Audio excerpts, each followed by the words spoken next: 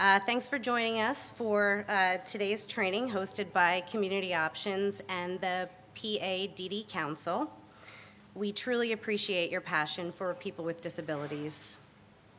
My name is Allison Pors-Boytz. I'm the Executive Director for Lehigh County at Community Options. And for those who may not be familiar with Community Options, we're a national nonprofit organization that operates in 10 states. We provide housing and employment services to individuals with disabilities. Our presenter, Dr. Al Condalucci, has been an advocate, a catalyst for building community capacities, a leader in understanding social culture and human services. He is a former CEO of CLASS, stands for Community Living Support Services Agency. He holds a master's in social work and a PhD from the University of Pittsburgh and has authored 7 books. Today, Al will be reviewing social capital, the power of relationships, isolation, and loneliness. So without further ado, Dr. Al Condalucci. Thanks, Allison. Hey, I had my shots, so I heard Dr. Fauci this morning talking about that if you get shots and you're outdoors, you don't really have to wear your mask. So I'm not going to wear a mask, and also a little bit better with understanding it. When you listen to people talking with masks, it's like this muffled. You know, what did you say? Can you say that again? So not to impede my my comments today, I'm not going to wear the mask. So but I'm okay. You know, I got the shots in January actually, so feeling good. Hey, welcome. So glad that you guys are able to join us today, and thanks to Community Options for hosting this, and thanks to the agencies and organizations in the area that are joining us that are not associated with Community Options, but out there doing the good work. And so we're really glad you're here. And as Allison said in the introduction, you know, I've been at this a long time. This is my 52nd year in a professional way in the field. And actually, you know, my profile really goes back to my family. Grew up and still live, big Italian family in Pittsburgh, in a little community just outside of Pittsburgh called McKees Rocks. The Rocks. It's a blue collar community, and I grew up there on this hill with 8 family members, 8 other Condalucci families, my dad's brothers and sisters, and growing up in a situation like that where you're essentially in a tribe of people who love you, okay? So there's no, you know, unconditionally you're embraced. No matter what you're able to do or how good you are, how fast you are, how handsome you are, you know, how smart you are, really doesn't affect the tribe. A tribe accepts and respects everybody who's a member of it. And kind of growing up there was really, for me, such a powerful experience, because my best buddy, my closest friend, was my cousin Carrie, who lived right next door. And Carrie had Down syndrome. I didn't know that, and nor did that really mean anything. I mean, Carrie was just another member of the Condalucci family. She did everything we did and was a part of everything that went on. And it wasn't until I went to school, first grade, with my other cousins that were the same age. Now, Carrie and I, exact same age. She was just 2 months older than me. So we were always together, except she didn't go to school with me. And with the rest of the Condaluccis. We'd gather on the, Caldwell Street, which is the name of the street on the hill. And we would walk down to school together. And But Carrie didn't come. And I was, a little bit curious about that as I got a little bit older, because we'd go to school, we'd come home for lunch, we'd walk home for lunch. Carrie would be playing and hanging out. Then we'd all gather and walk back to school for the afternoon session, and Carrie stayed home. And so finally I asked my mom, how come Carrie doesn't go to school with us? She does, we do everything else together. My mom says, "Oh, honey, Carrie's different." I said, "What?" She said, "She's different." And I said, what do you mean? She said, "Well, honey, she just can't learn the same way you learn. And the schools don't know how to teach her.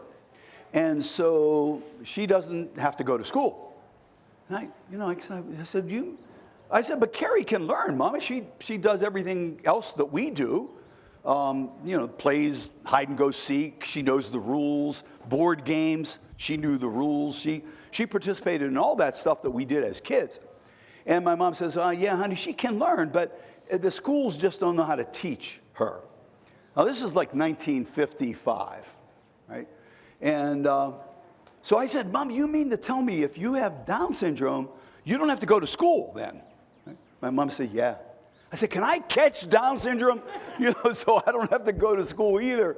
But that innocent sort of story really sets the table for devaluation and for disconnection and for who's valued and who's not valued in a society, in a community, in a setting. Right? Carrie didn't go to school. Now, school is one of the most important experiences for us in terms of social connectedness, of being connected with people. That's sort of where we begin to learn how to connect. Right? We don't take a class. None of us have taken any classes on how to be a friend, how to build friendships, how to socially navigate. Right? We learn that through observation. We learn that by observing our brothers and sisters and our moms and dads, and we learn it in school, watching things that happen, and then modeling that which we see. And Carrie was denied that opportunity, that really important first social extension from your family, your family group, your core living situation. And that was really the first strike against Carrie, was that she just didn't have the opportunity to begin to learn, how to get along, how to navigate. As we got a little bit older, we started to go to social things off of Condalucy Hill, right? So we'd go to a street fair, or maybe a football game on Friday night, or a church festival, those kinds of things that we do, those social things we do in community. And in those situations, Carrie would come with us. My mom would tell me, "Take care, Carrie, make sure everything's okay." I said, "Absolutely." So we'd go, all the Condalucy kids would go down to a street fair or to a parade, down in the main part of our community. And in that experience, I observed another powerful lesson about who's valued and who's not valued, and who's treated with respect and who's not treated with respect. Because Carrie was, clearly devalued. Carrie had a cleft palate, so she couldn't really enunciate words clearly, right? When she was born with a cleft palate, an open palate. And, your palate has it plays such an important role in speech. Anybody who's ever worn a bridge or gotten dental work that affected their palate knows that you can't even enunciate certain words. Well, Carrie's situation was really severe, and consequently, her speech was garbled and nasal, very nasally. And we all understood Carrie on Condalucy Hill, but when we'd go off the hill, other kids would hear her talk and then make fun of her and put her down and play jokes on her and taunt her. much to my chagrin, because my mom told me, take care of her, make sure she's okay. And so I did. I've gotten into fights with people who were mean to Carrie. And I won a few of those fights, and I lost some of those fights. But those experiences really began to mold me into becoming an advocate. It just wasn't fair. It just wasn't right that Carrie should be treated this way socially, or should be denied opportunities to engage with people, right? Which school offers us. And so I knew early on that I wanted to be an advocate, and I wanted to begin to address this. And so I asked my counselors, when it got time, when you're doing the aptitude tests in 11th grade and 10th grade, and what are you good at, and what kind of job should you get? And I told my counselor my aptitude wasn't very great academically. I wasn't that good of a student. I was always in fights. But when I told them I wanted to be an advocate, I didn't say advocate, I wanted to help people like Carrie. My counselor said, well, Carrie is different. She has problems. And just what my mother said, she's different, she has problems. And the counselors, or the school counselors, told me, if you want to help people with disabilities, you have to go to college and you have to study their problems so that you can intervene and help lessen their problems, ameliorate their problems. So if we can get their problems out of the way, they can then take their rightful place in community. They can engage and just be a part of the mix. Right? It seemed to make sense to me. I mean, because when people started to tell me Carrie had problems, then I started to see her problems, right? And that's a cognitive issue that happens with us. If somebody tells you, watch out for something, then all of a sudden, whatever they're telling you to watch out for looms largely, you see it everywhere in your life. So I go to college. I just barely get in to college. And I start studying, right? I start studying disability advocacy, and was introduced to the primary intervention methodology that we still use today in supporting people like Carrie. And that is a micro model. Now I'm going to get into this in a little bit more depth in a minute. I have some slides to show you related to that. But a micro model just quite simply means that you focus in on the problem. So if Carrie has a problem, she can't speak, for example, well or clearly, then you focus in and say, okay, well, we have to ameliorate that problem. So let's find the right intervention, speech therapy. Right? So we send Carrie to speech therapy. Or if somebody can't physically move, then we say, well, let's see if we can get equipment, or let's see if maybe there's some therapy, some physical therapy that could be helpful. And so that's the micro intervention technique, and it's really the primary way that we deal with disability, because the initial start point of disability is that people have problems, right?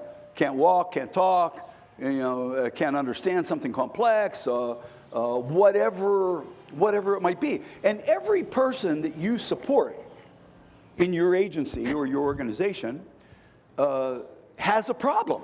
Right? You just back right to that and say, okay, the problem is an intellectual disability. And we give names to the problems: intellectual disability, cerebral palsy, spina bifida.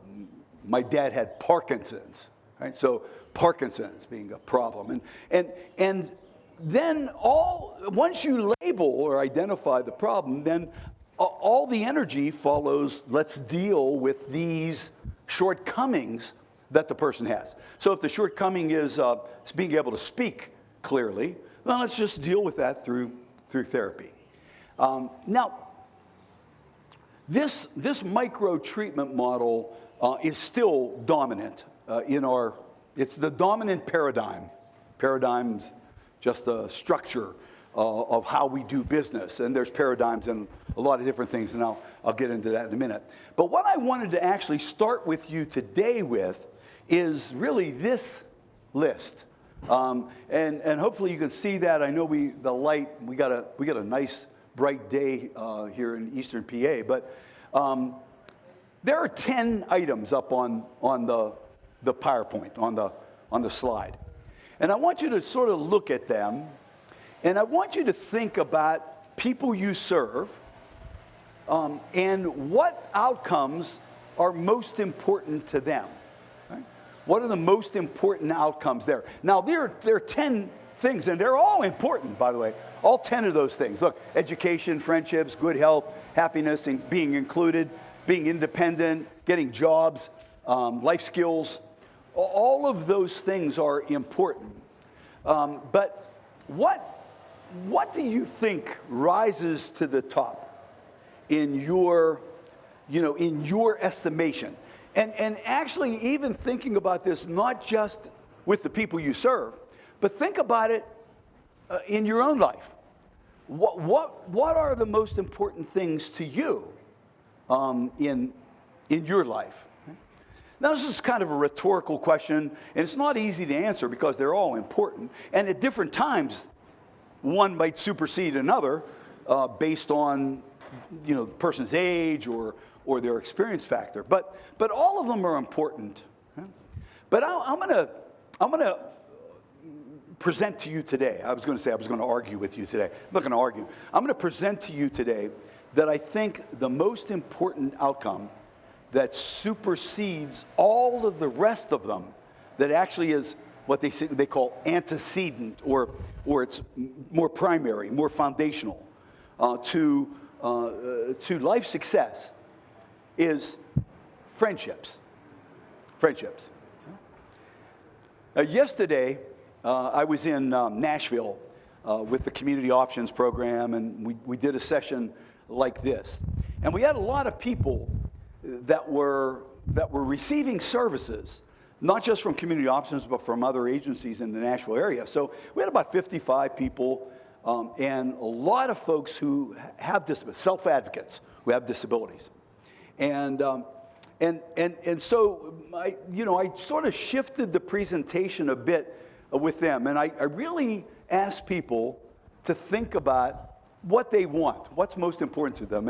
And many of them said friendships, right? That came out. Other things came out too. But when the friendship came out, I said, okay, well, tell me tell me about your friendships. Tell me, who you're friends with, and the role that friendship plays for you. And folks really struggled with that. They understood the concept of friendship, of course, we all do. But really beginning to think about it was really challenging.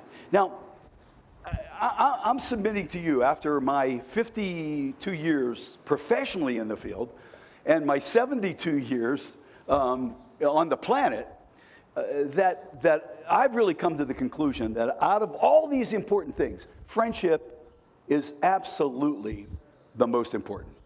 It is the most important intervention we can do in supporting folks that, like my cousin Carrie, or like my dad, whether they have a congenital disability or an acquired disability later in life. Friendships matter. They're absolutely primary. As sociologists have really begun to understand this notion of friendship. And actually the academic term, that scientists, social scientists who study life effectiveness call it social capital. Right? But that's just a nice sort of way of referring to friendships, because friendships are absolutely primary. Now, with that in mind, let me just set the table just a bit more here. as I think about this question, these outcomes, and I think about them in a very broad way, not just for my cousin Carrie, but for my kids or for me, that these dimensions really begin to tangibilize outcomes, right? So if you look here at that gold bullet says health, being healthy, happy, and safe. We all want that. Right? We want that for ourselves. We want that for our children. This is universal, being healthy, happy, and safe. And then the next 4 bullets focus in a bit and says, what makes us healthy, happy, and safe? What are the tangible things that make us healthy, happy, and safe? And as you look at these 4 things, these 4 dimensions here, the first is having meaningful things to do with your day. The second is being able to live where you choose to live, with whom you choose to live. And the third one says being able to get around your community, transportation, being able to get to see your friends or see people that are important to you. And then the last one is actually maintaining and sustaining friendships and relationships, social capital. Now, these dimensions really, to me, become critical because social capital, which is the last bullet in this list, it informs all the other things. That friendships are foundational to health. Friendships are foundational to happiness. Friendships are foundational to getting jobs. Friendships are foundational to making choices of who you want to spend your time with, who you want to live with. Friendships are fundamental to getting around, going places with your friends. So this notion of social capital, it becomes the driving force for me. And that's really what I want to spend our time on today. I want to spend our time on both talking about social capital, what it is, what it means, how it's defined, and then flipping into how do we help people build friendships? What can we do as staff support people? If we're an individual that's experiencing a disability, what could we do in our lives to help us build friendships? Right? So it's simple. It sounds simple. Get a friend and your life's going to be better. And it's true. That's true, Dave. That's true. You have more friends, your life is going to be better, guaranteed. More opportunities. You're going to be exposed to more things. You're going to have a broader capacity. But getting friends and keeping friends, now that's complex. Right? Because every one of us in this room know that friendships are hard, right? We bungled. I'm sure. I don't know about you, but I bungled a lot of friendships in my time, and wondered how I could be a better friend, how I could enhance my ability as a friend. So we're going to bifurcate our time today, and we're not going to take any breaks. We're going to just go straight through, if you're okay with that, until noon. And I want to share with you what we know about friendships, what we know about relationships in a sort of a academic way, and then we'll flip and say, how can we, what can we do with the men, women, children that have disabilities that we support or know? How can we help them build more relationships? Okay? So, with that in mind, I want to share with you that the current way we provide services, the current way, the micro way, right, where we see somebody's problems and we try to focus in on some intervention to help ameliorate their problem, hasn't worked. That really hasn't worked in terms of people getting friends or building friendships. And the failure is seen on this slide. Right? And by the way, this comes out of the Clearinghouse of Disability Statistics at Cornell University. At Cornell, they have a wonderful clearinghouse of all the studies and all the research and all the information, the data. And I want to just there's just a couple things I want you to see here by virtue of our current approach. People are still unemployed. As much as employment matters, and we talk about how important employment is for the men, women, or teenagers that we are supporting who have disabilities, we haven't been very successful in getting people jobs. 76% of people with disabilities are still unemployed or underemployed. What that means is they're in a workshop and they're getting 10 cents an hour. That's what underemployment means. So even though vocational rehabilitation has really been important, and agencies like Community Options and the other agencies that are here today say, we get people jobs, we help people get jobs. Let me show you some Italian. You haven't done it, right? We haven't done it. The notion of people choosing where to live and with whom to live, we haven't done that either. That you and I have made choices about who we want to live with, right? And we're free to change with those choices, right? Think about people that you live with now, and how the choices you made to be with them. It might be your spouse, it might be your partner, it might be your best friend, whatever the case. You made a choice to be with that person. But most of the people we serve, they get into a slot. We have a slot available for them somewhere. In this group home or in this supported apartment program, we have a slot. And the person rarely has input into that. It's like take it or leave it. And so, we've failed miserably there. We've failed. Not my cousin Carrie. She hasn't failed. We've failed her. And I believe we failed her because of the way we try to intervene, right? This micro treatment model, and I'll get into that in a minute. And I could go through the list, but one of the biggest voids, I believe, is friendships and the struggle there.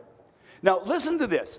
In terms of friendships, there's been a lot of research done on friendships. And if you want, go to the literature, you can even Google some of this stuff and find really, really rich data and information. But I found this, and when I was doing some initial research on a book I was writing, and I was taken aback by it. I found that an anthropologist in the UK, his name is Robin Dunbar, and he's been teaching at Cambridge for 40 years. And his primary agenda, he's not a disability, advocate. He's an anthropologist that studies trends, right? And he's looked at tribes and villages and people's connectedness as part of his practice. And what he concluded was that the average person, me and you, the average person has 150 relationships, important relationships with social obligation. 150. I know you're doing, Brendan. You're going like this. See, thinking about how many. But actually, it does bait you to do that, to think, holy hell, 150. I don't know if I have 150 or not. I better sort of start thinking about that. But actually, it's true. And I would actually argue that most of you have more than 150 relationships with social obligation. That means you know the person, they know you. There's reciprocity in the relationship where sometimes you give, sometimes they give. So the notion of 150, and by the way, Dunbar wrote a book called The Power of 150. And he chronicled this. And if you're interested, Google Dunbar or go to TED Talks and watch Dunbar's TED Talks on relationship numbers, right? Now, 150, just believe me on that. You can go check it out tonight when you get back to your computer, but just stay with me on that, 150. So when I read that, two things really slapped me. The first was, gee, Manise, I wonder how many I have, if I have 150. So I bought a journal, a little like notebook, and I started to write down all my friends. And I page after page, because the way I did it is I started first with my family, and then my neighborhood. My neighborhood is my family, and then I work, and then trade associations I'm involved in, and people I've come to know through agencies and organizations that I've worked with, and then if you add virtual relationships on top of this, all your friends and Facebook or whatever social platform you choose, wow. My list was really long. And then I thought, wow, I wonder how many relationships my cousin Carrie has. I wonder if she has 150. Right? And so I sat down with Carrie, and we began to write down names of people she told me that were friends of hers. And now, doing this kind of research is a little bit challenging because you have to just rely on what the person is telling you. So somebody might say that you're their best friend, when in fact, they're not even on your radar screen, on your radar, but they list you as their best friend. So there's a little bit of, social science research is challenging to do. But after I interviewed my cousin Carrie, I thought, man, there has to be some literature on this. So I go to the data set at the University of Pittsburgh, and I can't find a damn thing on relationships and disability. There was nothing there. So I thought, well, I'm going to study this. Nobody else has. I'm going to study this. And so we put together a research project that we did in 2016. Okay? And the research project, we went to 7 different sites. 4 in the United States, 1 in Portland, agencies like yours or mine. We went to an agency in Portland, Maine. We went to an agency in Kansas City. We went to an agency in San Jose. My agency in Pittsburgh, I worked for an organization called CLASS. And then we went to Toronto and looked at, we got an agency in Toronto. We got an agency in Vancouver. And then we got an agency in Brisbane, Australia, where I have some friends and some colleagues, and I do work with them. So we had 7 different sites, and we identified 250 people with disabilities in those 7 sites in 3 different countries. And we did a formal survey called the Social Capital Benchmarking Survey, which was developed at Harvard. And we interviewed 250 people with disabilities, all different types of disabilities. And in fact, if you're interested, you can track this research. It was published in the Canadian Journal of Disability Services. And what we discovered was that the 250 people had dramatically less relationships, as you might guess, than 150. But more, we actually tangibilized it and discovered that the average number was 24 relationships that people reported that they had. Now, it might even be that out of those 24, some of them really aren't that viable, but we went with what people told us. You listen to your subjects when you're doing something like this. And so here, you have 150, I would argue maybe more than 150, and my cousin Carrie has 24. So no wonder, we're missing the boat in terms of the outcomes that we want. And with friendship voids comes isolation and loneliness. Now, social isolation is a huge problem around the world, social isolation. It has been identified by the CDC as the major determinant, social determinant of poor health. Social isolation affects happiness. Social isolation affects the outcomes that people have in their life. Social isolation leads to death. Listen to this, social isolation now outpolls smoking as a lethal reality for human beings. That to be socially isolated actually compares to smoking 2.5 packs of cigarettes a day.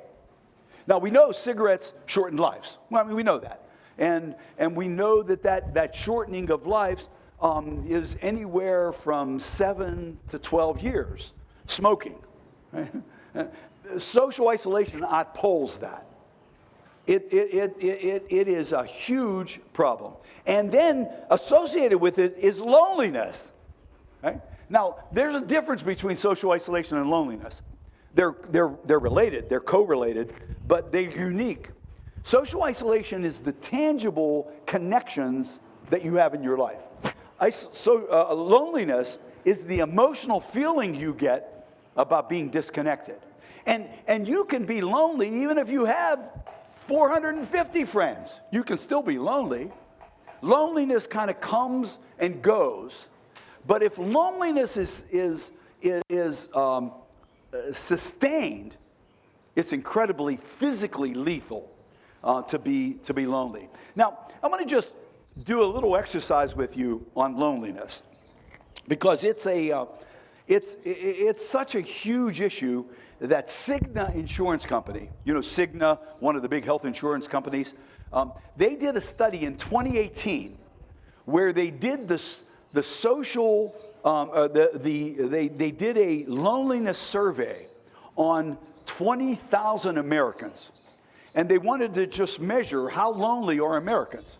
And what they discovered was that loneliness has actually jumped by 20% since 1980. That loneliness has actually gotten more overt. Now, the scale they used, Cigna, was called the UCLA Loneliness Scale. And I have a copy of that in your book. I'd like you to just open it up.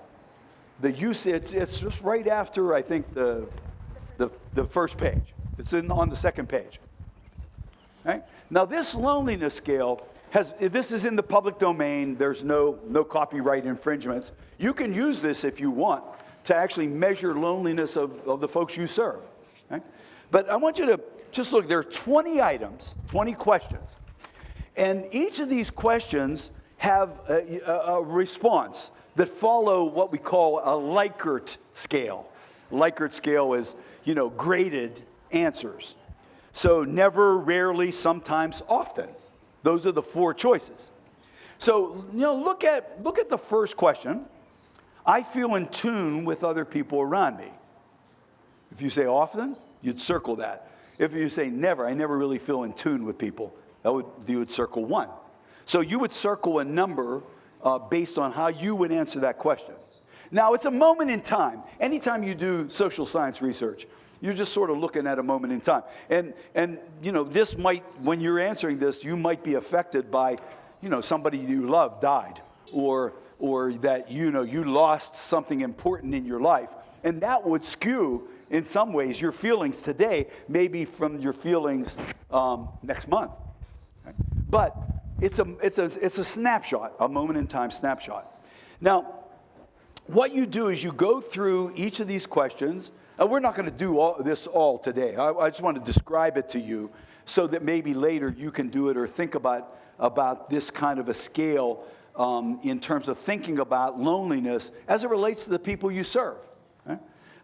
But you answer each of the questions and try to be truthful. Don't try to guess what does the survey want me to say. Well, how this affects you right now, right? There is no one I can turn to. Right? Now, or there are people I feel close to. Right?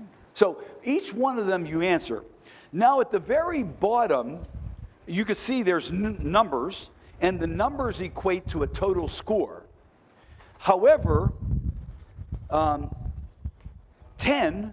11 of the items are what we call reverse scored.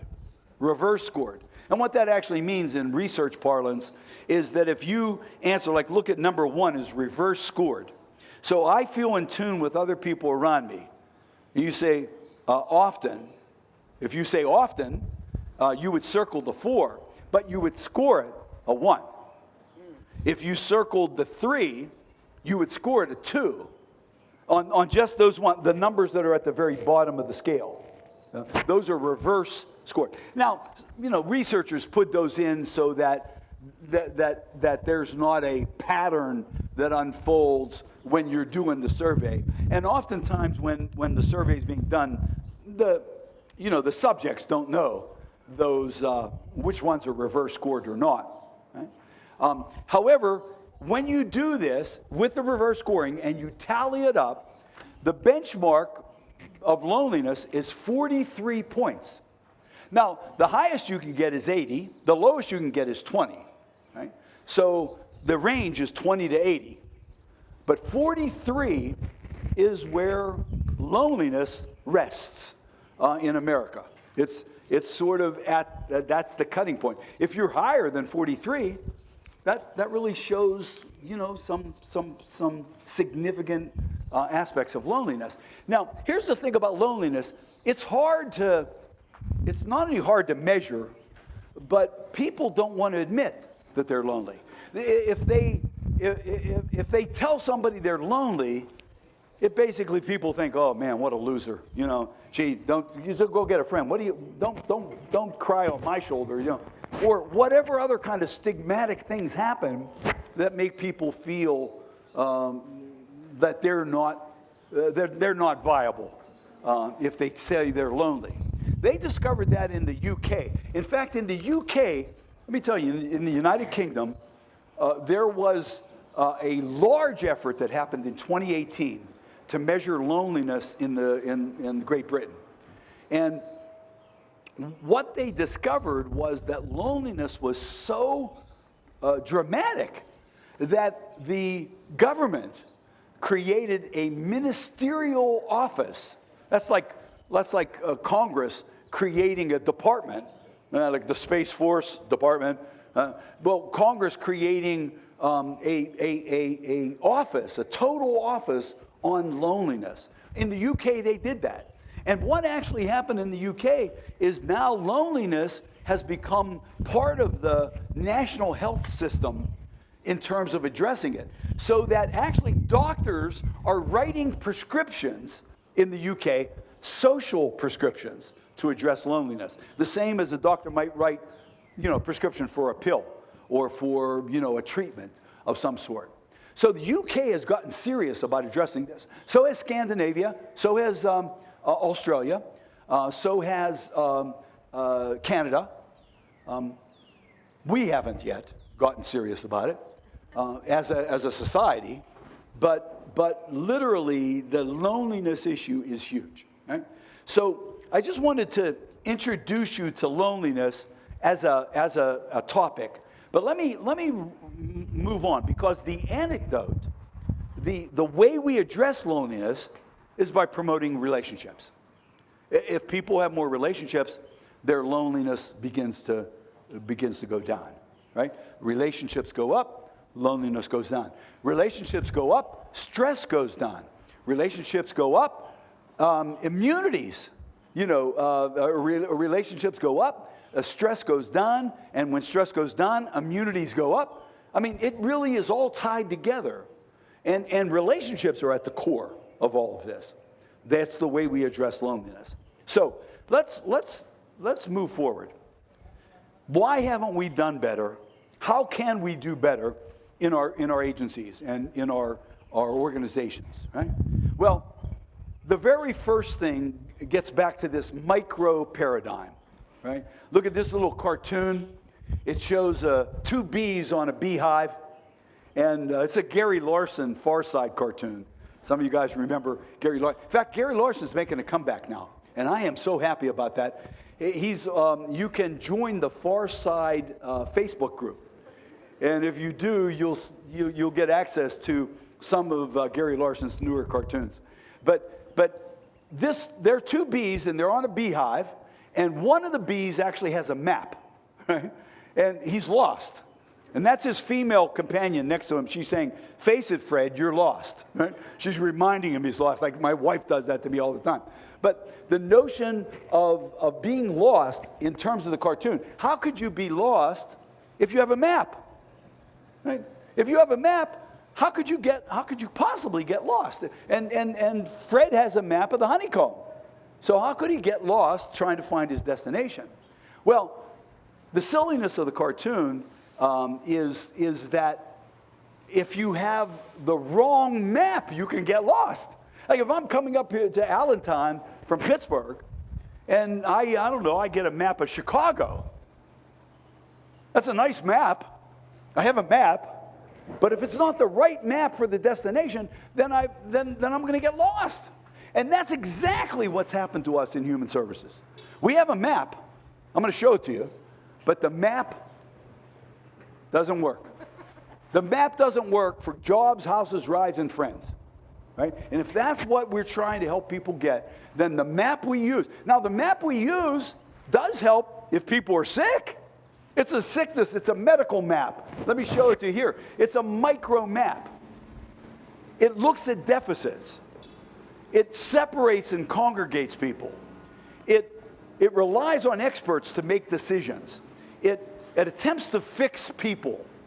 That's the map we use, right? And it's classic. In fact, let me drill down and show it to you a little deeper. Here's the, and I didn't make this up, by the way. This isn't something I sat, down and this comes right out of the literature. You know who wrote about this was Irv Zola at Brandeis University in 1970. Started to write about the weaknesses of the medical model. And Ivan Illich wrote a powerful book called Medical Nemesis, where Illich identified that actually the medical system accounts for as much heartache and problems as it does in terms of solving issues. And here's how the medical paradigm works, right? The person is the problem. That's the start point. Think about the last time you went to the doctor, or the last time you actually even called the doctor. Uh-oh. You called the doctor because you were sick. Right? You didn't feel good. And the doctor asked you, the doctor said, what's wrong with you? Right? What's wrong with your body? He said, well, my stomach hurts, my leg hurts. You told them you had a problem. And so the doctor said, okay, we're going to have to, give you some tests. We're going to have to try to find why your stomach hurts. And so the person is the problem in a micro model, and the person gets labeled. What the doctor is trying to find is a diagnosis. Like, what's at the core of your problem? Do you have cancer? Do you have an ulcer? What is it? Right? So the labeling of the problem is a really important element in the medical model, right? In treating illness. Now, for you and I, it shouldn't matter whether somebody is on the autism spectrum or has CP. We're trying to get people jobs, houses, rides, and friends. That's what we're trying to do. And so diagnosis it takes you down a different path, right? Yet we revel in this.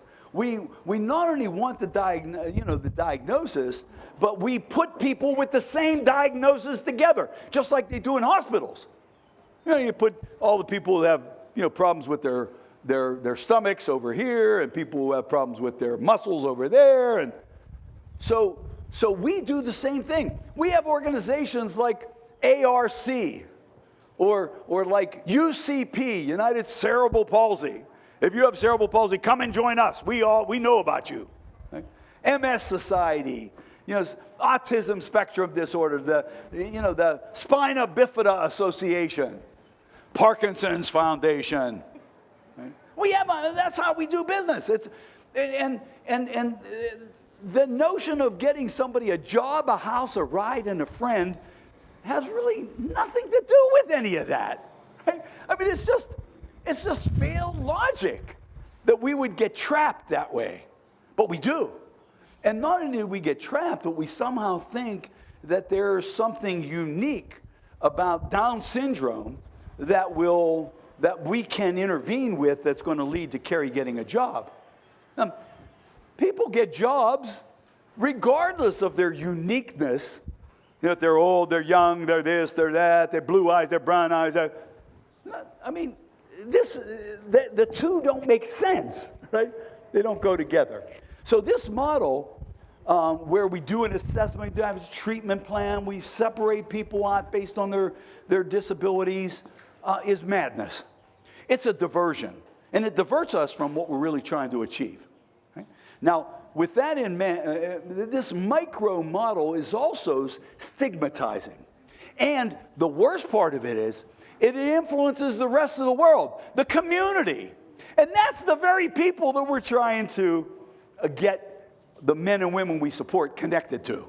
Right? So the community now has all their baggage and images about disability. If you stopped and any of these golfers that are playing golf, and we just said, you know, tell me a little bit about Down syndrome. Oh, those folks, those kids with Downs, they are happy. They smile a lot. They like balloons. They have a special Olympics for them, and they get to run in races. And isn't that wonderful? That's what people begin to think. They have this image that's been created, that narrative that's been created with the rest of the culture, right? So this micro model is basically a sham. It doesn't help us. It doesn't lead to success in getting people jobs, houses, rides, and friends. That's what we're focusing on: jobs, houses, rides, and friends. So with this effective difference, it results in these kinds of services, right? And the service model is essentially separate programs, so, you know, group homes, Special Olympics, sheltered workshops, special education. All of these things create a dualistic society, right? A society where we have people over here and then folks with disabilities over there. Right? And so with those things in mind, here's my segue question. Is this as good as it gets? Is what we have for Carrie Condalucci right now as good as it gets? And the answer to this is not just no. The answer is hell no. This is not as good as it gets. We could do better than this. We have to do better than this. You wouldn't want any of this for yourself. Huh? So the notion is that we have to awaken to not only what we have, but more what we have to change and what we need to do differently. So here's my segue. It's another cartoon, another Gary Larson cartoon, and it shows a sheep in front of a herd of sheep, right? And the sheep has his hoofs out, and he says, wait, listen to me. We don't have to be just sheep. So here's my segue. You have a human service advocate, a disability advocate, in front of 50 disability advocates here in Allentown, and standing up and saying, wait, listen to me. We don't have to use this micro model. Right? We don't have to. There's other things we can do, other things we have to do if we really want to help people get jobs, houses, rides, and friends. Right? So, destiny is not a matter of chance, it's a matter of choice. And the choices we make frame the destiny we have. I mean, God didn't come down and say, let's get all those people with cerebral palsy over there on Elm Street in a nice little group home. Come on, let's get them all over there. Get them over. I mean, God didn't create separation and segregation. If God did anything, God said, love your neighbor, right? Love people around you. Right?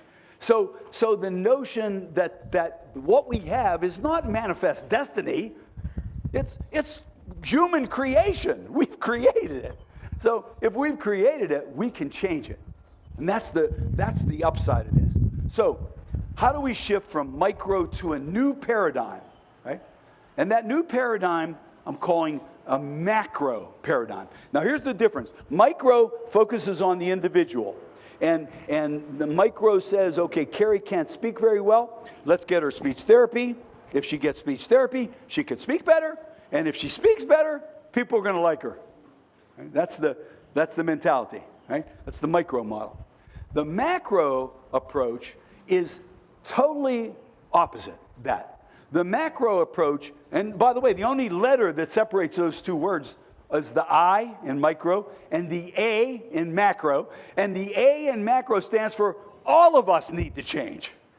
We need to change culture. We need to change community to be more receptive of somebody who's unique. We don't have to fix their uniquenesses to fit the community. We can change the community's perspective to accept and receive the person who's different. It's a totally different change model. Right? The micro system works when people are sick. I'm not against it. I think it's great if you're sick. But it's not the paradigm for jobs, houses, rides, and friends. The paradigm for jobs, houses, rides, and friends is a macro change model. Right? So let me show to you the details of a macro change model. Right? Now, the macro change model focuses on the community. It doesn't put its attention on the disability. It says, how do we change the attitudes of these golfers to be more accepting than to change somebody who has a physical disability to fit into golf? Right? So the problem is not the person. We have to stop that madness right now. My cousin Carrie is not the problem here. Right? And my dad is not the problem here. Right? The problem is everybody else and what they think, the stereotypes and assumptions they hold about my dad. That's a totally different change model. And that the actions, really, there are two tracks to macro change. One track is to change the laws. And by the way, that's really been in social change agendas, that's been the primary effort, is to change the law. Right? That we, for example, when I got introduced to this in graduate school, and I began to say, wow, it made sense to me that, we've been seeing Carrie as the problem. If we just see the community as the problem, then we now have a different target. Target is, how do we change the attitudes of the community? So use my cousin Carrie as an example. Carrie didn't go to school, right? She wasn't welcomed in school. So how do we change the schools to welcome Carrie?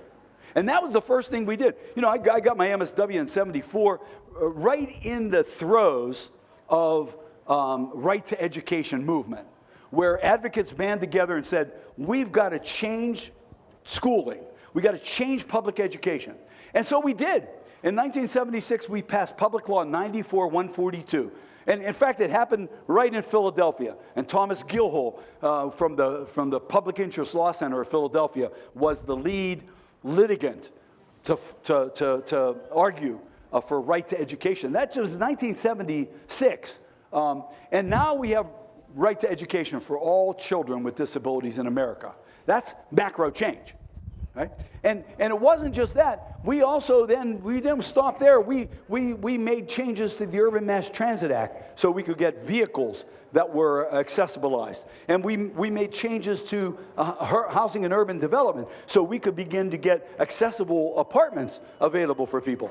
And we made changes to the Vocational Rehabilitation Act so we could begin to focus attention on the most severe folks with disabilities. So these are all macro change agendas. We got the big one in 1990, the Americans with Disabilities Act, the ADA. And that was the first time, 1990, the first time people with disabilities have their civil rights in America. I go, what's wrong with that picture? Right? 1990. Now, those are all macro change activities. But in my role as an advocate, and I was involved in every one of those movements, but in the end, after we got these changes to the laws, we stopped and said, are people with disabilities more respected and valued now? Are they more included now in everyday life? Guess what the answer to that is? No, they're not. I mean, we have the ADA, that's great. We have Urban Mass Transit, that's great.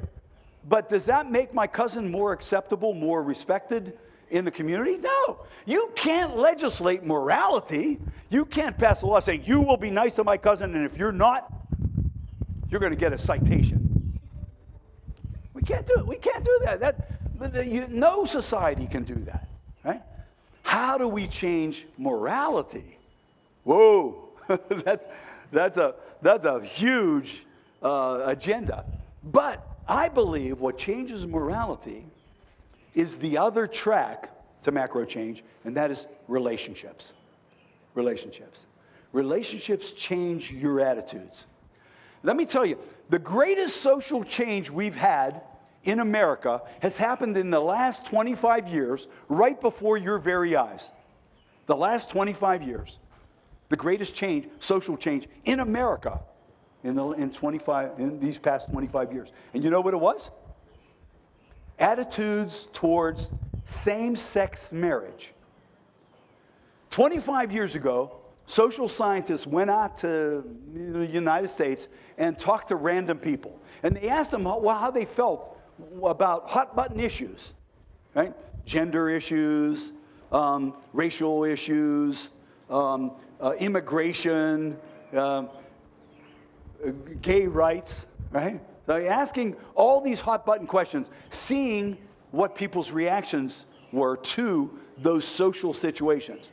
And so when they got to same-sex marriage 25 years ago, and they asked just Americans, how do you feel about that? The preponderance of responses, close to 75%, said, nope, don't like it, don't think it's a good thing, I don't think we should have it, it's immoral, it's abnormal, it's just not right, we shouldn't do it. Okay?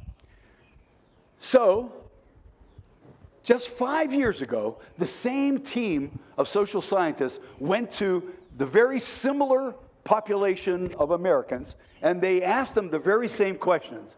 This is 20 years later. Okay? How do you feel about this? When they got to same-sex marriage, guess what happened? Guess what happened in terms of people's attitudes? Flipped. It flipped.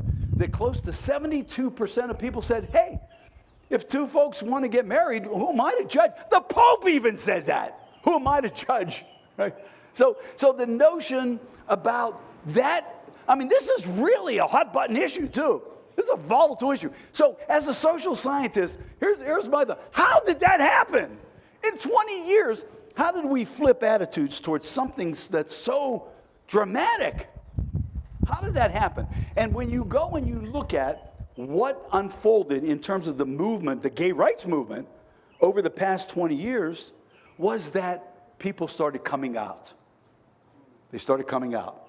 And gay rights advocates said, look, if we want our rights, we have to come out. We can't be in the closet. And so people started coming out. And when they came out, here was the reaction. What? He's gay! And especially celebrities. What? Oh my God! I love him in those movies, but he's gay! Okay? And then, guess what happened? After the shock, guess what began to happen? People started saying, well, it's my son, it's my cousin, it's my brother, he was the guy, my teammate on the football team. So the relationship actually began to transcend the issue. Right? And the relationship changed the attitude of the other person. Right? So relationships are so powerful. And we, as disability rights advocates, have got to appreciate that coming out matters. And that means people have to be there. We have to get people there. And when they get there, just being there begins to change attitudes. I mean, stop and think of all the weird people you know. I'm not talking about people you serve. I'm talking about your coworkers, actually. Think about some of the weird people that you know, and yet you like them. They're weird. They do different things than you would do, but you still accept them. You're not only tolerant, you're accepting of them. Even they do something that you would never do yourself, right? That kind of social acceptance can happen, right? And that's That's, I think, at the core of macro change for us. How do we change society, not how do we fix disability? Right? So, with that in mind, let me just share this with you. Sociologists ask this quality of life question all the time. They want to know if you could wish for 3 things for yourself or somebody you love, what would you wish for? Now, when they ask that question around, this isn't a disability question, it's just a generic quality of life question. When that question is asked, these 3 things are always in the top 5. Health, happiness, longevity, they're always in the top 5. And we all know that health is always number 1. If you've ever had a health scare, you know that you can't deal with anything else. I mean, you're just so focused in on it. You got to get that solved. Or if your mom or your dad has an issue, that it consumes you. So health, happiness, and longevity are the highest quality of life indicators. But look at this. Research shows that health, happiness, and longevity are all tied to social capital. That basically what makes you healthy is not medicine and doctors. What makes you healthy are the people that love you and care about you, that get you to the doctor, or that get your medicine for you, or that are there when you come out of a procedure or an operation, and they're there ready to hold your hand. That's what makes you healthy. And happiness, you can't think about happiness without thinking about other people, right? I mean, if something really good happens in your life, and you are really excited about it, you can't wait to share it, right, with people that you care about. So happiness and relationships are interwoven, right? They're deeply embedded. And then listen to this, longevity. We now know that life expectancy is tied more to relevant relationships than it is to diet, exercise, stop smoking, whatever, all these other things we think are tied to having a longer life. If you want a longer life, build relevant relationships. And that's going to be more powerful than any of the physical things you might do. Relationships matter. So, having said that, what is social capital? What is it? And more, what can we do to really help people that we support build more social capital? Well, the very first thing is to understand social capital was first coined in 1916. It was the first time it appeared in the literature, 1916. And it was in an article written by a school teacher talking about life success of his students. And what the teacher identified was that the students who did better in life weren't the smartest students in the school. They were the students who could get along and could connect with other people. They were the ones who had greater life impact. And so he coined it social capital. But social capital are the value and benefits you receive through your relationships, your 150 relationships. These are the benefits you get. And you give in your friendship as well. But remember reciprocity. So you give and you get are what happens in relationships.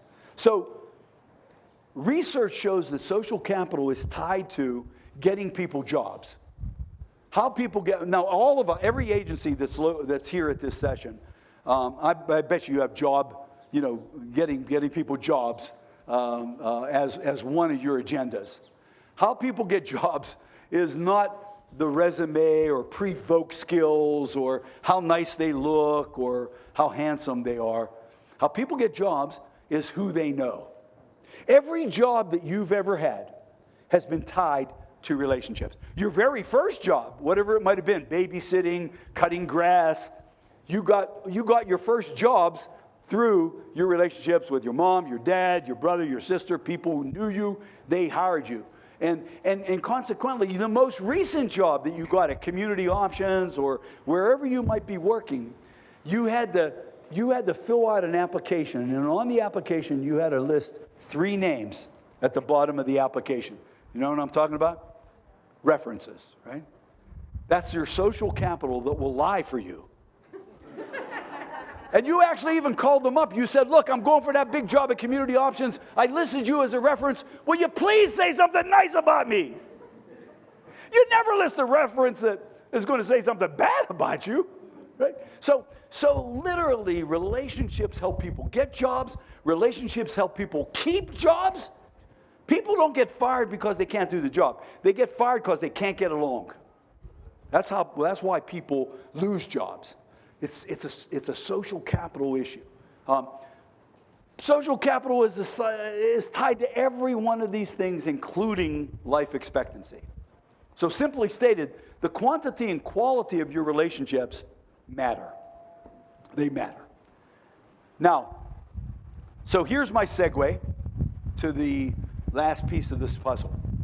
It's a bunch of dogs in a laboratory. And you see the dogs are looking out longingly at that cat.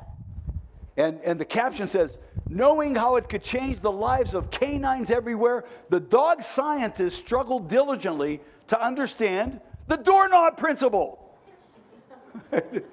These dogs know in order to get out there and chase that cat, they got to get out of the house. And they don't know how to open the door. So that's a way for their master to open the door.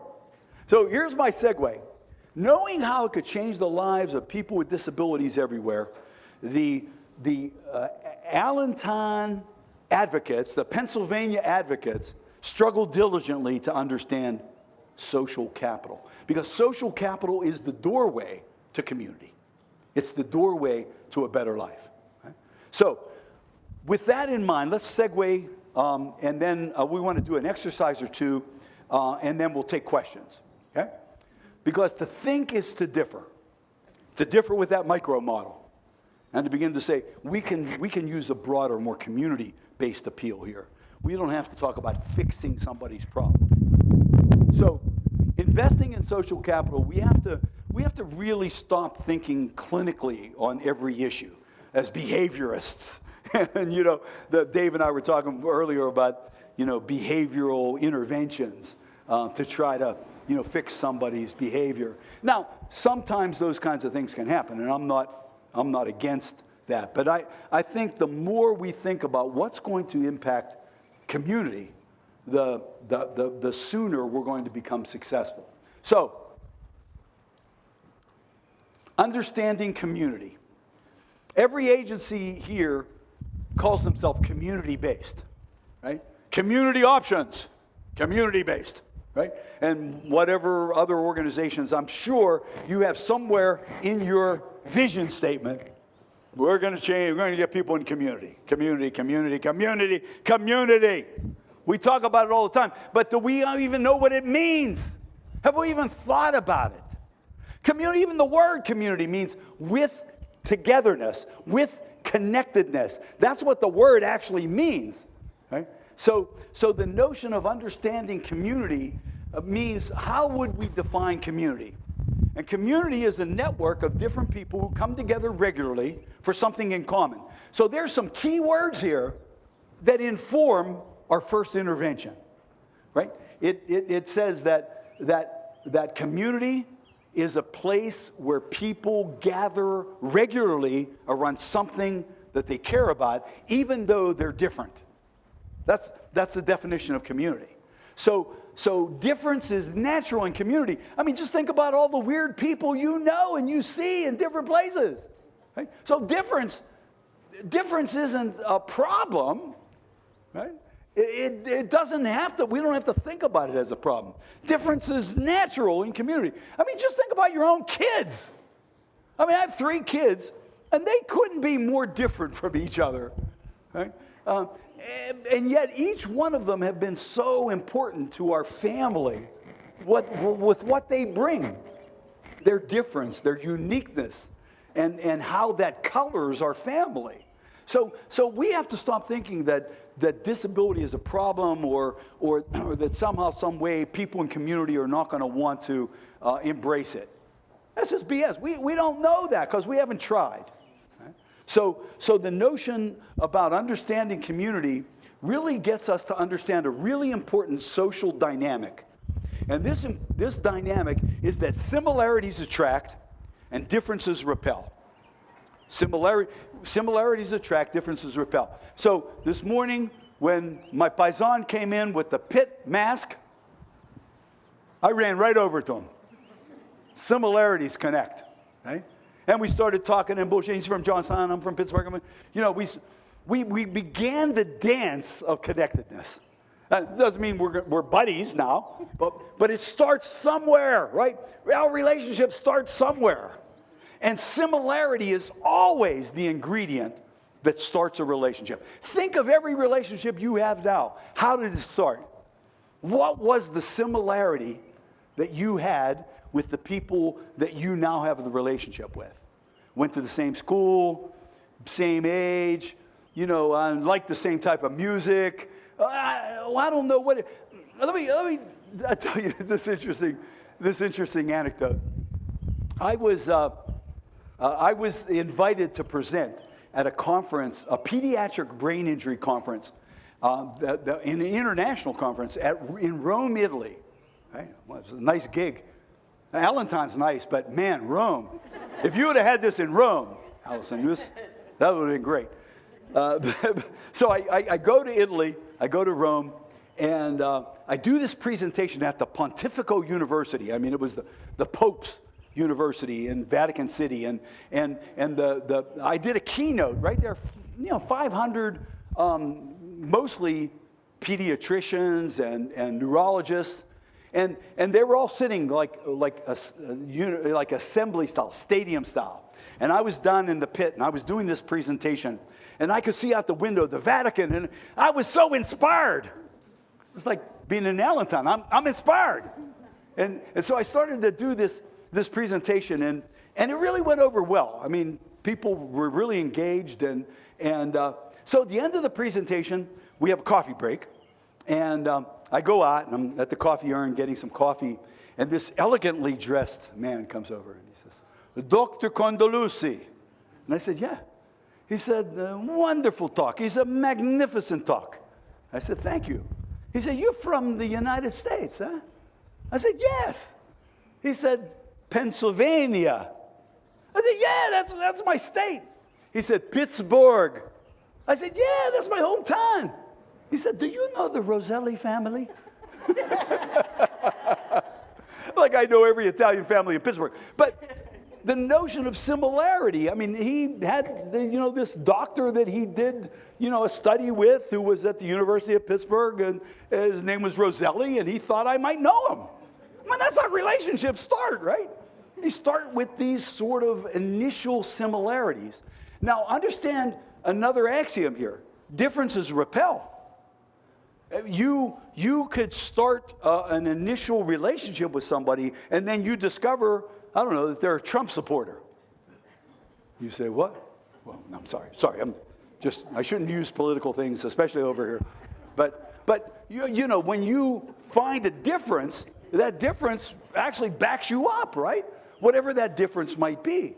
So differences do matter, but fixing the difference is not going to change the world. We're not going to fix differences, both attitudinal differences or physical differences. They're going to be there. So how do we get beyond difference? What is it that gets us beyond the kind of the walls and the barriers that come up when we initially start a relationship? And that there's only two ingredients that we need to understand in order to do that. And that is regularity and similarity.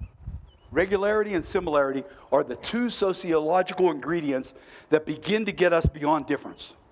Because even though you might be a Trump supporter and I'm not, that if I continue to see you again and again and again, and we find other similarities that we have, pretty soon we're going to say, let's let those politics lay, and let's continue to grow this relationship, right?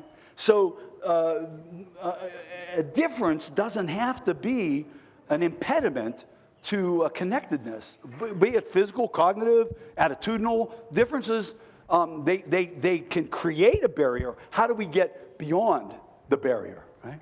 So the notion here is certainly thinking about where we build social capital. So let me show you this sociogram. And let's spend a little bit of time. We have about a half an hour. And so the sociogram is a picture of somebody's connectedness of their relationships. It's sort of like a mental image of connectedness. So if you could see, there are 3 circles here. It looks like a pizza pie. Stay with my Italian stuff. Pizza pie. So on the crust, this is what we call the zone of acquaintanceship. These people are people that we know, but we don't do anything with them. We know their name. They know our name. Think about at your office. Maybe you come in and you see the the receptionist, and you know her name. She knows your name, but you don't actually do anything with her. That comes here in this zone. This is called the zone of activity. This is where people start engaging. And then this zone is called the zone of covenancy. This is the zone of love and trust and intimacy, right? So you can see they're all smaller. You know a lot of people out here.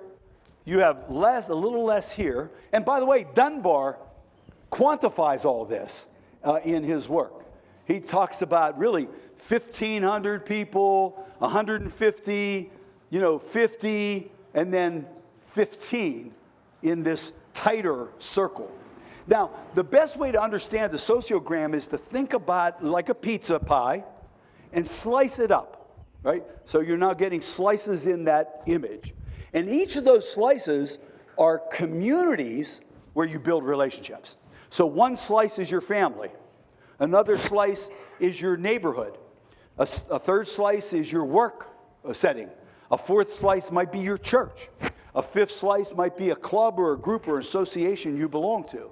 So each of those slices present people to you when you go and engage with them, when you go to the setting. So for some people, we just need to add some slices in their lives, right? Because if you did a sociogram on people you serve, you're going to discover that there's not very many slices there. There's going to be family. There's going to be the group home. There's going to be the day program. And then maybe there might be church. Maybe there might be the bowling league. Maybe. And those settings that are segregated settings, they really don't bring much robustness. They do bring some, obviously some connectedness, and I don't put them down, but what we need to identify are other slices of life that might be developed for the person you support. Okay? And I'm going to show you how we do that in just a second. So the sociogram gives you this kind of visual image of the start point for relationships. And here are the 4 steps of building relationships. And by the way, this is universal. This is not a disability strategy. I teach this in the School of Health Rehab Sciences at the University of Pittsburgh to our students that are pharmacy majors and they're PT majors and hospital administration majors. And they're not going to be disability advocates. These folks are going to just go out into whatever walk of life. And I still teach these things for them to think about how they can build relationships, because they'll do better if they build relationships. They'll be more successful. And if they're more successful, they'll donate more money back. There's always a method to the madness, right? So and that's what the dean wants. So let's look at these 4 steps. Step 1 is, what affinities does the person you're working with have? What do they like? What do they care about? Let me do an exercise with you on this first step. I want you to think about at least 3 things that you really like, that you really care about, that you're really, excited about. Maybe you want to know more about it. Maybe you're taking a class in it. Maybe it's a hobby. It's something you really like. Think of 3 things. Dave, what's one of the things you really like? John Deere tractors. John Deere tractors. Okay, great. How about one of the things you really like? Fishing. Fishing. Okay, fishing. Sir? Football. Got it. How about one of yours? Watching basketball. Basketball. So we got a couple sports guys here. How about one of yours? You're still thinking. Okay. Home improvement. Yeah. How about one of yours? Me? Yeah, you. I like making different dishes. Nah, preparing foods. Yes. I like to eat, so we already have it. There's a bridge there. Yes. Right? How about one of yours? Music. Right? Music. So we could go around. We don't have enough time to go around to everybody, but you have these things you like and you care about and you're interested in. And so what the first step that we do is what's called a cultural profile. And a cultural profile is a conversation that you have with somebody you support. And in that conversation, you're not asking them about their problem. You just want to know what they like, what they care about, what they're interested in. Right? Music, gardening, food, sports, reading, golf, jazz music. It doesn't really matter what they like, is the finding what they like. Now, for some of the people we serve, they might not know what they like. Right? The person might have been so separated, offset that they're not sure. Right? So in that situation, say, okay, well, let's talk about things that you might be interested in. Let's have that conversation. And I coach organizations to consider building databases or scrapbooks that have pictures of different things, that you could sit with somebody and say, let's look and see, would any of these things look like that'd be something you'd like? Right? So remember, how people develop affinities is really based on what they've been exposed to. Right? And if a person hasn't really been exposed to a lot of community kinds of things, they won't know they'll probably say, well, what do you think I should do? Right? They'll defer to you. So at that point, you kind of come back, well, let's look at some possibilities. I mean, this is what we do as parents. This is parenting 101, in fact. Do you remember when your kids were little, you started to introduce them to things you liked? That's where you started. And as you tried these out with your kids, you discovered, they didn't want to do the trumpet, they didn't want to do this or do the ballet, and that's okay, right? It was a discovery process. That's what you're trying to do, is discover what somebody really cares about and likes. Because assets connect, right? So step one, what do people really like? My cousin Carrie was photography. Not as a photographer, but the pictures that photography produces. And the pictures she would always kind of keep in scrapbooks, right? So she loved that. Right? And Carrie had other things that she liked, but photography was the ticket I used to begin to cross the bridge to community. Because the second step is, where in the community do people gather who like photography? Or do people gather who like music? Or people gather like to prepare dishes, or whatever your gardening, or whatever your interests are. Where in the community do people gather? Now understand this. This is called community mapping. And there's a lot of detail that can go into community mapping. But you can do a shorthand version of community mapping by using a website called meetup.com. meetup.com. If you go to meetup.com and in fact, I'd invite you to do this. I'd invite you later, when you get to your computer, go to meetup.com and put in fishing. And then you have to also put in your zip code. So you put your zip code in, put in fishing, and then hit the enter button. And what comes out is all the clubs, groups, and associations that might be related to fishing in your area, geographically ordered for you. I mean, meetup.com is really, it's international. Let me tell you, on that trip I told you I took to Rome, well, I had my wife and my brother-in-law and my sister-in-law join me, and my brother-in-law was dragging his feet because this was in September. He was going to miss a Steeler game, right? He was going to miss a Steeler game. That's pretty important. Rome, Steeler game, Rome, Steeler game.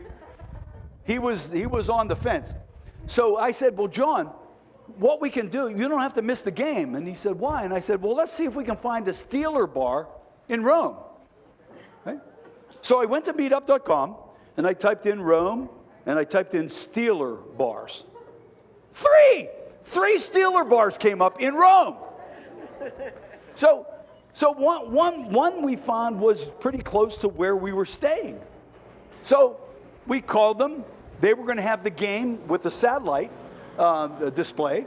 So we went. Now, when we walked into this bar, it's called La Botticella. La Botticella was the name of the bar. And La Botticella, when we walked in, the first thing we saw were pennants, Steeler pennants. But the thing that really let me know I was home was on the bar was a statue of Jesus with a Steeler helmet. I said, this is my place. I'm never going to leave here. So, but here, Rome, Italy, and there are people who follow the Steelers there. So finding the matching place is the second step.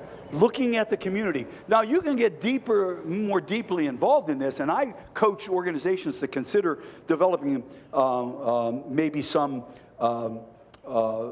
scrapbooks or maybe a database of things that are already in your community. And in fact, you can actually do the opposite of this. If you know some things that are going on in your community and the person that you're working with doesn't they're not sure what they like, you can say, well, you could take some of these things that already exist and say, would any of these be of interest to you? Right? And maybe we could kind of learn more about it. So the notion of finding the venue is step 2. Step 3 is understanding the expectations of the venue, right? What is expected when you join the fishing group? What is expected if you join the photography club that I found for my cousin Carrie? What's expected? Now, any community that gathers on a regular basis, remember, regularity is important here. We don't want to select something that's just a moment in time. We want to select something that's regular, because regularity in and of itself is going to become an elixir to connectedness, just regularity. But any group that meets on a regular basis begins to create rituals, patterns, jargon, and some kind of history or memory. Every group, your family has those things. Rituals, patterns, jargon, and memory. Your agency has those things. Your church has those things. So rituals, patterns, jargon, and memory, those are the social infrastructure of community. That's the infrastructure. So understanding some of that and then sitting with the person you're supporting and coaching them a bit, or maybe even role-playing some of the things. I remember my dad taking me to church for the first time. And we walked in, my dad opened these big doors, and I was little, I was maybe 6 or 7, and my dad said, son, in the doorway was a cup of water, a little suspended cup of water. And my dad said, son, that's holy water. And I looked at it and I said, there's no holes in there, Daddy. I can see holes in the water. He said, son, it's an abstract concept. You'll understand it when you get older. He said, I want you to take 3 fingers like this, always together, never just one finger, never ever just this finger, but 3 fingers together, and I want you to place them in the holy water. Don't slap it, just dip them gently. Okay? And then take your wet fingers and bring them to your forehead and say, in the name of the Father, the Son, the Holy Ghost. Now, we don't say ghost anymore. This is 1955, 56. We used to say ghost. And ghost was a jargon that really caught my attention. I said, Daddy, are there ghosts in there? He said, yeah, but they're nice ghosts. I didn't understand. So we walk in, my dad said, son, I want you to sit in this pew.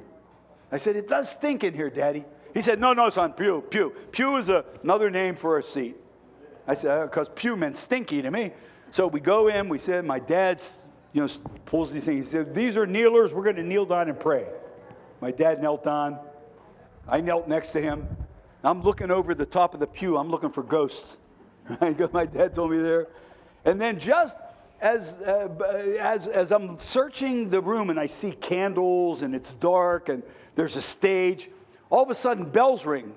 And my dad stands up and starts singing. And I didn't know the tune. I was a newcomer. And my dad was walking down the aisle, my dad was sitting on the aisle, and down comes a guy in sheets, and he goes up to the top of the altar, and everybody's singing away, and I'm just sort of standing there. All these things, these rituals are important to becoming a member, right? If I do this and you do this, that creates a similarity, right? A connectedness. We're both doing the same thing. So it doesn't really matter what the rituals or patterns are. What matters more is that you identify them in the venue that you're trying to get the person connected to. Right? Now, all this stuff is real. You don't know this. We don't think about it. We don't talk about it because we don't think macroscopically. We think microscopically. We think understanding Down syndrome is going to really be the secret to success. That's wrong stuff. What's most important is, how do communities manifest? What do they do? Right? How do they behave? And then, can you begin to prepare the person you're supporting for that behavior? And then the last point is the gatekeeper. And we're going to do a couple exercises on gatekeepers. But let me define gatekeeper for you. A gatekeeper is somebody indigenous to the community. Indigenous means they're already there. They already are a member of whatever the group is. They precede you. And that person who's indigenous begins to open the gates and invite the newcomer in. That's what the gatekeeper does. Now, the gatekeepers can also be negative. They can close gates. Say, no, we don't want, not in my backyard. We don't want those kind of people in my backyard. Right? That's a negative gatekeeper. Right? We're looking for positive gatekeepers. Open the gates and say, okay, come on in, join us. You're interested in the same thing we're interested in? Come on, be a part of this. Now, the key thing about a gatekeeper is that the gatekeeper creates a value connection to the newcomer.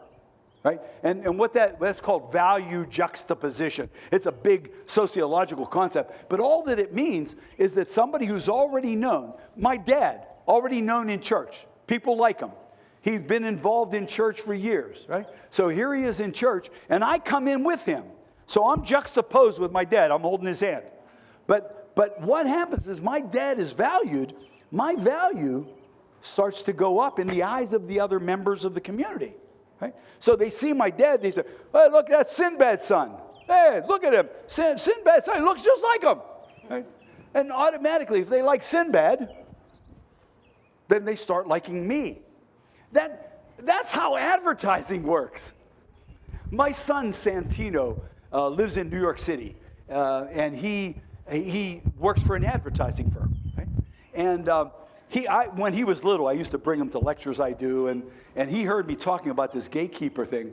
And when he got into the ad firm, the advertising firm, he said, Dad, that's what we do. We take a product that a client has, and we juxtapose the client or the product to somebody who pitches it, right? Usually a celebrity or somebody who's well known, and they pitch the product, like Matthew McConaughey.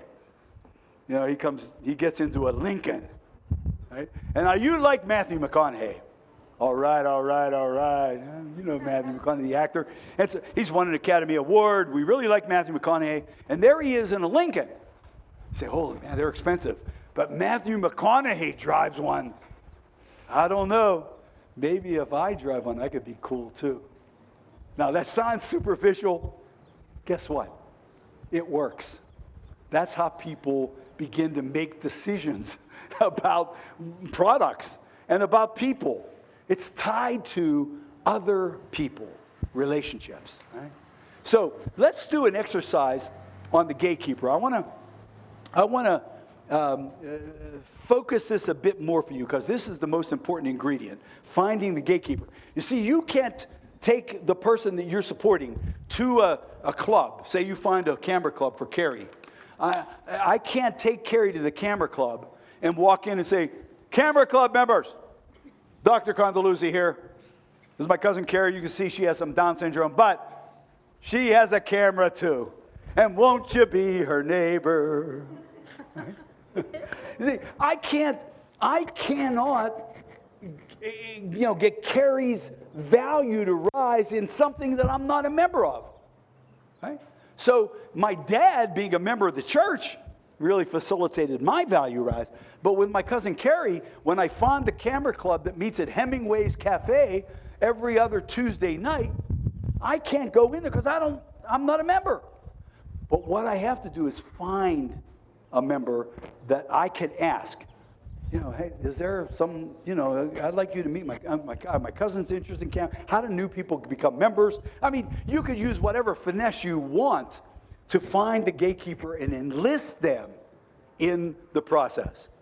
Because what's key is when that gatekeeper then brings that person in, or when you come in with the person and the gatekeeper is there saying, "Oh, Carrie, great to see you again, honey. Come on, let me introduce you around to some of the other members." Right? That's how the gatekeeper begins to bring this value to the other person, the newcomer, who's devalued, who maybe is not, maybe even people are suspicious or have never seen a person like this. But if they're with somebody who's valued, that's going to be lessened. So let's do an exercise. In your little packet, I'd like you to go to the second item after the loneliness scale is an article that comes from a book I wrote. It's called The Process of Relationship Building. It takes these 4 steps and describes them a little bit more for you. But right after that article is a similarities exercise. We're going to pass that by. We're going to go to the very next one. It's called Challenge 101. What side of the brain do you favor? Okay? So I want you keep flipping through there, sir. Keep flipping. It looks like this. Okay? Like that. Good. You got it. You guys got it. What I want you to do, there are 10 questions here, and I want you to read the question and then select an answer, either A or B. So read the scenario and then select which would you do. How would you do A or B on the little test? Okay? It's simple. It's not complex. Don't overthink it. Just, read it and say, okay, I do this. Even if you wouldn't do either of them, which one would you be more prone to do given the choices?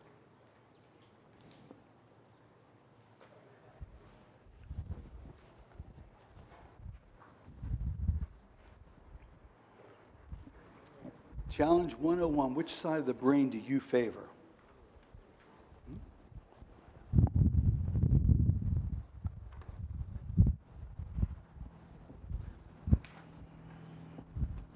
This comes from a handbook called The Dance of Change by Peter Senge, S-E-N-G-E. Peter Senge is a psychologist from MIT.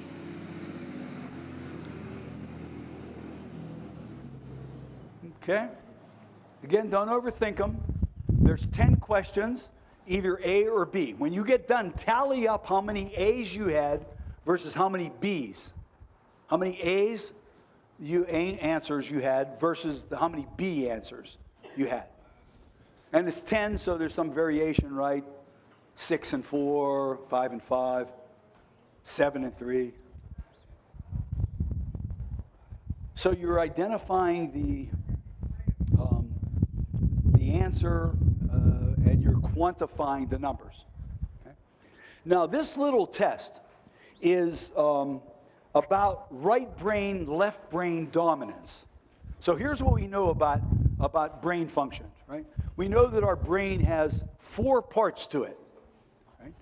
It has a frontal lobe, that's in the front, that's the most, where the executive thinking happens, and from our foreheads back to the middle of our skull. And then in the back is the occipital lobe and the brainstem. Those are more they're the primal brains, part of the brain. And then on either side are 2 lobes, parietal lobes, a right and a left, right? And each of those lobes, neurologists are finding out, and neuroscientists, that they control different kinds of things in behavior, right? So the left side is really much more structured. the left side of the brain, it's more linear, more algorithmic.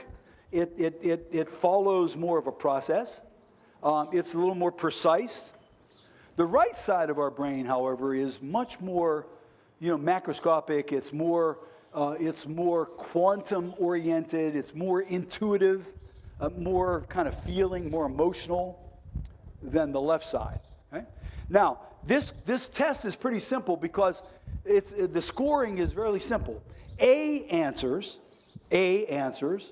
are left brain answers, and B answers are right brain answers. Right? So now if you had 6 B answers and 4 A answers, you're showing a little bit of influence on right brain thinking. If you had 7 and 3, a little more dominant. If you had 8 and 2, 8 B answers and 2 A answers, that's a pretty significant dominance. Similarly, if you had 6 A answers and 4 B answers, again, tilt toward left brain, 7, a little more, 8, even more. So if you had 5 and 5, that's really considered sort of like a balanced brain, a middle brain. The right or the left don't dominate in terms of how you behave. Right? So how many people had 6 or more B answers? 6 or more. Okay? So we're now seeing the right brain folks. How about folks with the left, 6 or more A answers?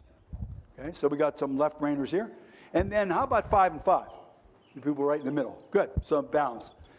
And that's typically how things, equate. You see the majority of people, in the middle and then skewing to the right and the left.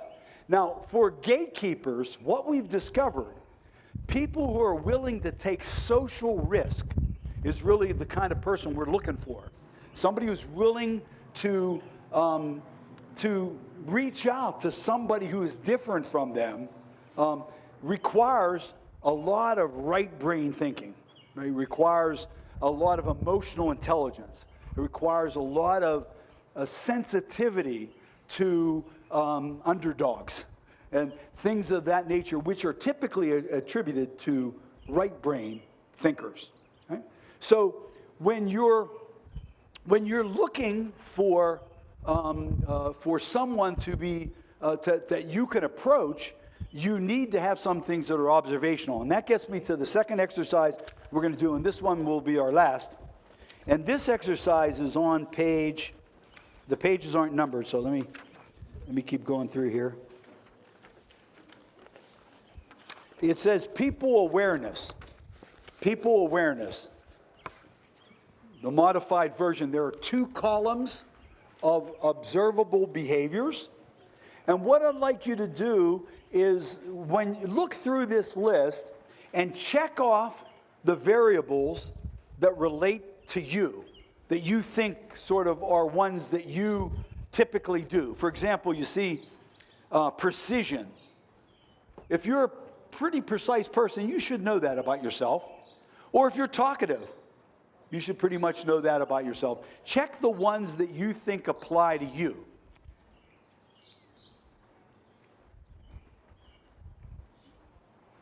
See, L11 is impatient, right?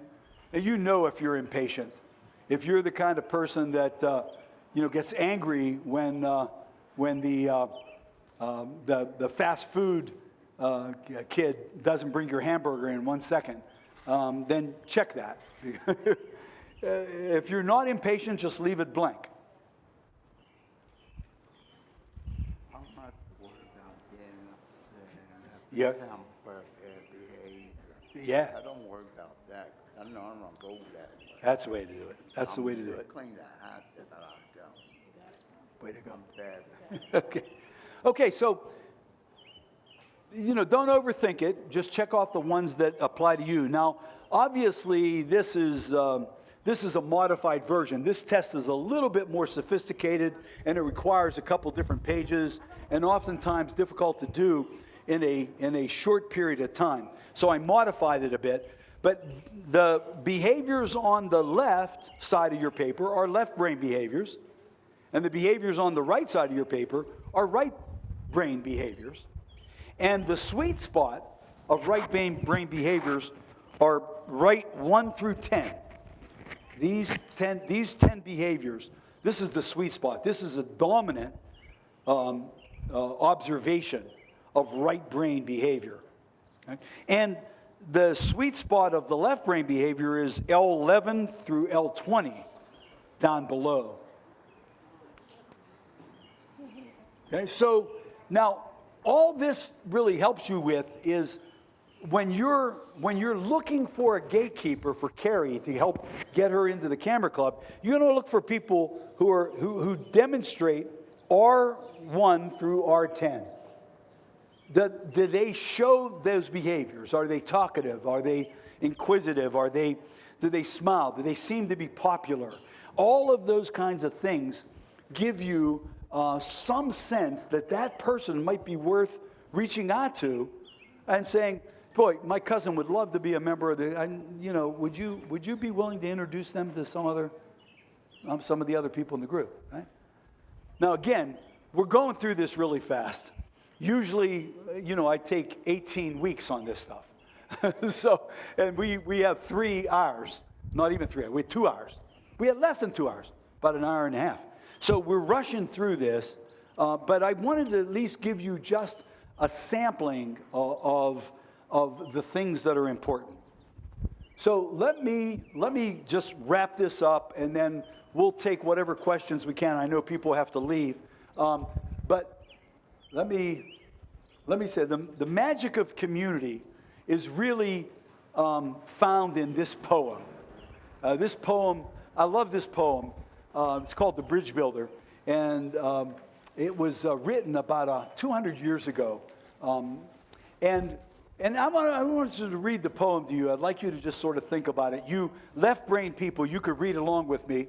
You right brain people, just close your eyes and just listen.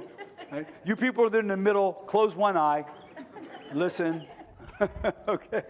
But it's really an eloquent poem. And when was the last time an Italian guy read you a poem anyway? You know what I mean? So this is not a bad presentation. You get an Italian guy reading poems to people. But in any event, the poem goes like this. An old man going a lone highway came at the evening cold and gray to a chasm vast, deep, and wide. The old man crossed in the twilight dim. That sullen stream held no fear for him. But he turned when safe on the other side, and he built a bridge to span the tide. Old man, said a fellow pilgrim dear, you're wasting your time with building here. You never again will pass this way. Your journey will end at the close of this day. You crossed the chasm deep and wide. Why are you building this bridge at eventide? The builder lifted his old gray head. Good friend, in the way that I've come, he said, there follows after me this day a youth whose feet must pass this way. This stream, which has been nothing to me, to the fair-haired youth might a pitfall be. And yes, he too must cross in the twilight dim. Good friend, I'm building this bridge for him. And this poem is so eloquent because I think it captures the essence of life, right? The notion that we all have chasms that we've been through. No one in this room has been given a silver spoon. Every one of us have had to work hard to get where we are. But here we are. We've made it. We're on the other side. You have a job, and you have a house, and you have a ride, and you have lots of friends, probably way more than 150. And so here you are on the other side. You made it. Now, your life is not perfect, but your life is good. It's okay, right? So now what's next? What do you do next? And the builder builds a bridge back to where he came from. And the pilgrim thinks he's great. The pilgrim says, what the hell? Why would you ever want to go back? Why? There's loneliness there. There's isolation there. There's unemployment there. Why do you want to go back? The builder says, I'm not building this so I can go back. I'm building this so Carrie Condalucci can come over a little bit easier than going through that chasm, because she might not make it. So that's why I'm building the bridge, for her. Right? And so that's really the essence of life.